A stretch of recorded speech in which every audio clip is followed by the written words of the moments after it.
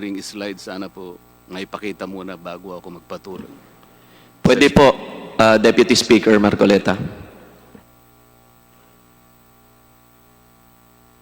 Law, ibig sabihin batas. So kaya ginawa ang batas sa isang democratic country na kung nasaan tayo ngayon is para maging pantay-pantay ang lahat ng tao. Sa classroom may batas, bawal lumabas o bawal lumabas. Pero pag sinabing pag nag-comply ka na bawal lumabas, pero may ginawa ka sa pinagbabawal nila, inayos mo yung law ng classroom nyo at sinubmit mo ulit, ay pwede nang pala ikaw lumabas. Mr. Speaker, No. my distinguished colleagues, hindi po nag-comply sa batas ang ABS-CBN, kaya hindi po sila pwedeng lumabas at magpalabas. Those opposing the franchise application of ABS-CBN will show with clear and convincing evidence that ABS-CBN did not comply with the terms and conditions of its franchise, as well as our laws and the Constitution. In fact, they will show in the succeeding hearings of the Committee on Legislative Franchises that ABS-CBN deliberately and with impunity violated the conditions of its legislative franchise and more so of our laws and the Constitution. Matagal na po kasi ang mga aligasyong ito. Hindi mamatay-matay, lumulutang sa internet, nasa labi ng mga Pilipino. Hindi seryosong binigyan ng pansin. Bakit po? Tikom ang bibig ng may kakayahang magsiwalat nito dahil takot sa maimpluwensyang network na kayang sirain ng tao, kandidato man o hindi. Salamat at ganap na nanindigan si Speaker Alan Peter Cayetano at hindi inalintana ang mga tuligsa sa kanya at pinayagan niya na magkaroon ng patas, bukas at malawak ang pagdinig sa mga aligasyong ito katulad ng nagaganap sa araw na ito. Ang banggit nga po sa John 8:32 ay ganito, "And you will know the truth, and the truth will set you free." Violation of the Constitution. Number 1, franchise is longer than 50 years. Hindi na po dapat payagan itong pagre-renew ng prangkisa ng ABS-CBN. Dapat na pong isara ang pinto para sa kanila. Bakit po? Because the ABS-CBN has been using the airwaves for more than 50 years. 53 years today, to be exact. Our Constitution says that Congress can grant a franchise of up to 50 years only. Taong 1957, nang makuha ni Don Eugenio Lopez Sr., may-ari ng Chronicle Broadcasting Network o CBN, ang Alto Broadcasting System o ABS. Simula po noong 1967 ay naging ABS-CBN na po ang tawag dito dahil sa merger ng ABS at CBN. Kung susumahin po natin ang prangkisa nito simula noong 1967, ay 53 taon na po itong gumagamit ng airwaves magpahanggang ngayon. 63 years naman po kung susumahin natin mula po ng pagkakakuha ng CBN sa ABS noong 1957. The Committee on Legislative Franchises should not allow itself to be used by ABS-CBN to again circumvent the Constitution and violate the categorical 50-year limitation imposed on franchises. Hindi na po dapat buhayin muli ng Kongreso ang prangkisa ng ABS-CBN sapagkat ayon po sa ating saligang batas, ang buhay ng prangkisa ay hindi dapat lumampas ng 50 taon. EDSA Revolution.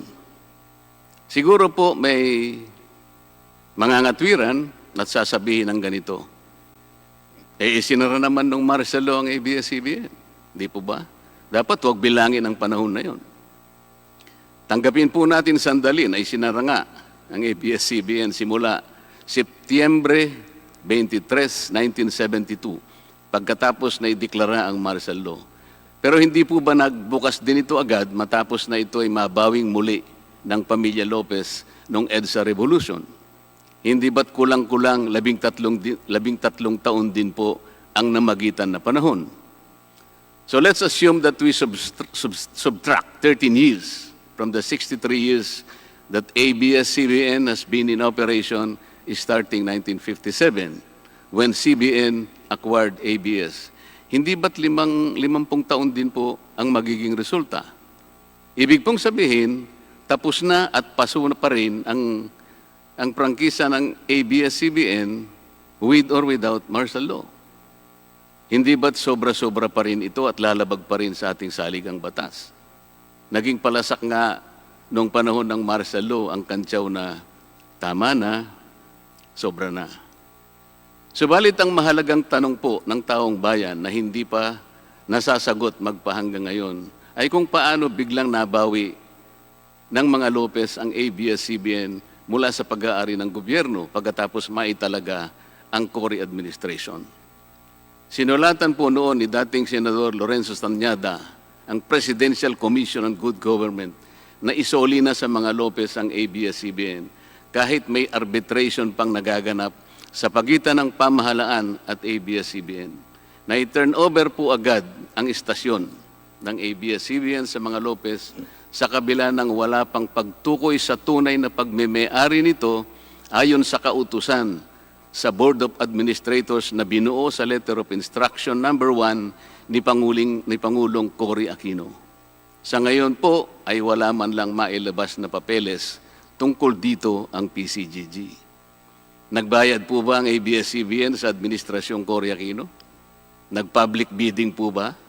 Bakit tila ura-urada at habang magulo pa ang lahat dahil katatapos lang ng EDSA Revolution, ay biglang napasakamay na muli ng mga Lopez ang ABS-CBN? Nakabatay po ba ito sa batas? Hindi po ba dapat sagutin ng ABS-CBN ang mga tanong na ito upang mapanagot po ang dapat na managot kung meron man? Foreign ownership. Puntahan naman po natin ang muling pagbubukas ng ABS-CBN noong 1986. Pati po kasi noong panahong yun ay may paglabag na rin sa ating saligang batas. Ano po kaya yun? Dahil Amerikano at hindi Pilipino ang may-ari at namahala sa ABS-CBN na mariing ipinagbabawal ng saligang batas. Congress should deny the franchise application of ABS-CBN for its clear violation of the Constitution, requiring 100% Filipino ownership and management of mass media companies. ABS-CBN's former president, Mr. Eugenio Gaby Lopez III, was an American citizen when he took the helm of the company in 1986 as director, then president, and then chairman in the later years. It was only in 2000 that he petitioned for recognition of Filipino citizenship and was issued a certificate of recognition as a Filipino citizen in 2002. At kahit sabihin po nating wala na ngayon sa management ng ABS-CBN si Ginoong Gaby Lopez, nagpatuloy pa rin ba sa paglabag sa saligang batas ang ABS-CBN? Opo.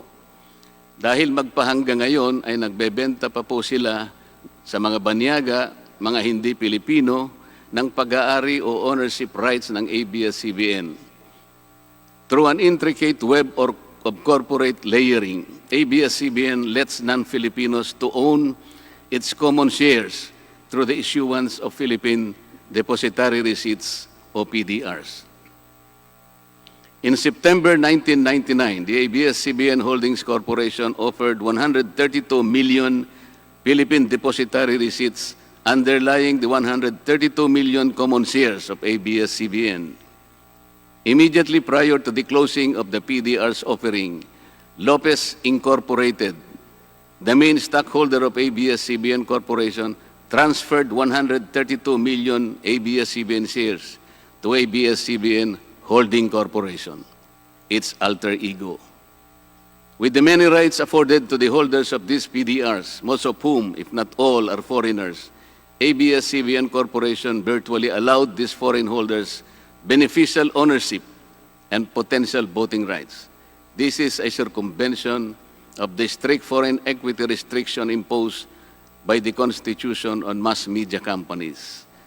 Quite obviously, the ABS-CBN PDR instrument, a creative financial mechanism, is being used as a subterfuge to indirectly own the underlying ABS-CBN shares of stock.